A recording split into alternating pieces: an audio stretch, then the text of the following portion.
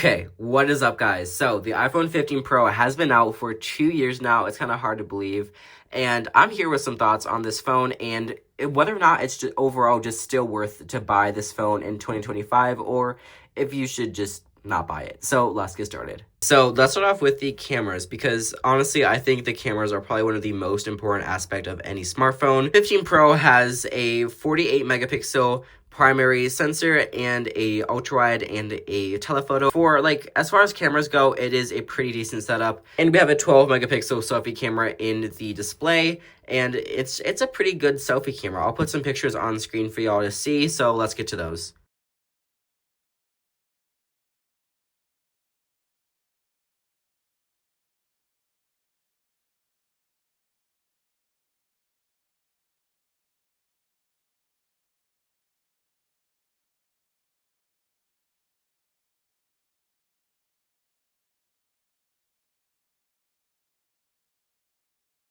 This is the quality on the iPhone 15 Pro. It looks pretty good. It isolates the background from the plants pretty well. I think it does pretty good. As you can see, I got everything here. It's pretty stable. The audio is coming from it too. It does have a little bit of a hard time like autofocusing and stuff. Like I'm tapping the screen, and as you can see, it doesn't really do that good for focusing, but neither does my 16. But yeah, it just overall, it does a good job at filming, at least I think. Let me know your thoughts down in the comments. So let me know what your thoughts are on the photos and the videos that you saw down in the comments. And when it comes to cameras, it's definitely a good aspect of this phone. It's kind of sad that it doesn't have the camera control button. I think it's because I've gotten so used to it on the iPhone 16 that it's just kind of weird not to have it. But other than that, the cameras are definitely super great on this phone, and it's definitely a win. Okay, let's talk about performance and just overall battery life too. So the performance of this phone is actually pretty good. We have the A18 or A8 or we have the A17 Pro chip in this phone, so it definitely isn't the newest A18 Pro chip. Obviously, it's like one generation old, but it definitely still does perform pretty well. It does have a problem with overheating, but I haven't really noticed that too much recently. So I think Apple kind of fixed that with like some software updates, stuff like that. So it definitely is great. It does perform pretty well. It does get hot while gaming. But other than that, it's pretty good for performance. Battery life, as you can see, I am at, let me zoom in. As you can see, I'm at 51%, and I filmed a few videos with this today. And it's done pretty good for battery life, and I've used it all day. So it's definitely pretty solid when it comes to battery life, and overall, it's just a good aspect when it comes to the battery life and the performance. Okay, now, just overall, does this phone feel old? Because I feel like that's also something that's important. Someone who gets to test a lot of phones, I've noticed that this phone is definitely still fast, but it doesn't like quite feel as fast as even like a 3-generation old Samsung phone. Like the S23 Ultra just feels so smooth and just like, it just feels so nice.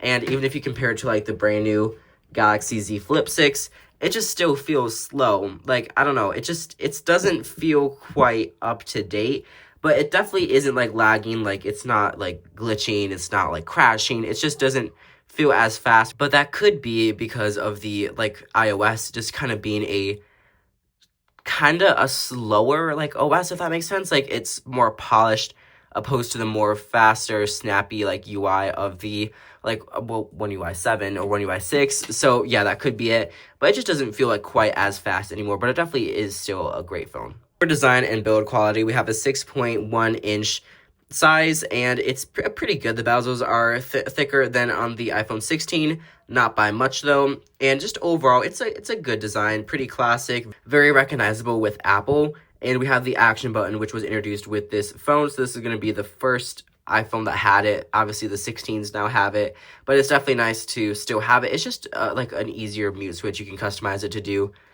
different actions, like take videos, like take pictures, stuff like that. So it's definitely a nice feature, and that's pretty much it for design.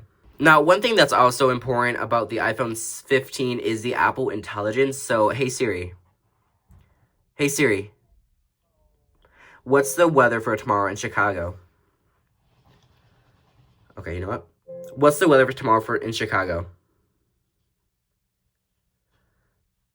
Okay, so the Apple Intelligence does work pretty well. We have, like I said, or like you saw, the new Siri with Apple Intelligence. Also have the Genmoji feature, and the image playground, stuff like that. So that is really nice to see all the Apple Intelligent features on this phone. They do run pretty well. You can expect like the same performance when it comes to Apple Intelligence as as Apple Intelligence performs on the base iPhone 16 model, so the regular and the Plus. So it definitely is a great experience. It's not like going to be the same as the 16 Pros, but it's definitely going to work. It's going to be fast. It's going to be responsive, but just not as good. One feature that with Apple Intelligence that you don't get on the iPhone 15 Pro is the like visual intelligence, because there is no camera control button. That is something that some people were asking. It's kind of sad that Apple didn't add some sort of way to access that, but I mean, it is what it is. So when it comes to Apple Intelligence, it's definitely a nice set of features, and it all works perfectly well on the iPhone 15 Pro. So overall, can I recommend this phone to you in 2025? 2 years old, it's still kicking, it's still going great. Now, as like I do have the iPhone 16, so that's kind of what I'm comparing it to, if that makes sense. And it does do everything that you need a phone to do. It has a really good battery life. It has good cameras. It has a good display, good hardware, good like the Apple Intelligent features work well on it. So I can definitely recommend this phone to you because it's just it's a good phone. It's comfortable, like in the sense of it's not outdated. It's not brand new. You can find it for like some pretty good discounts out there. I've had just a good experience with this phone too. There's been no really issues except for like some overheating stuff. Other than that, this phone is perfect. I definitely really like it. It's just such a good phone. I can definitely recommend it to you if you're interested in picking it up. So yeah, I'll leave some links down in the description where you can pick it up, like from Back Market or from apple.com if they still have it. I don't know if they do, but from Amazon or some other like trusted places. So yeah, thank you so much for watching this video, and I'll catch you in my next video, and I'll see you there. Bye guys.